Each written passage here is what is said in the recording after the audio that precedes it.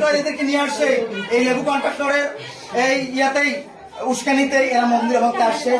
দেশবাসী আপনাদের প্রতি অনুরোধ, এদেরকে ঠেকান, তাহলে আমরা সংখ্যালঘুরা আমরা বাঁচতে পারবো না। ভাই তুই মন্দির ভাঙতে আইছো, জোরে কবি জোরে বল, আমি মন্দির ভাঙতে আইছি, বল জোরে। কার নির্দেশে আইছো? লেবু ভাই। ভাই লেবু ভাইয়ের নির্দেশে ও ভাঙতে এসছে। শফিপুর কোন মন্দিরের নাম কি? শফিপুর রঙ্গারটেক।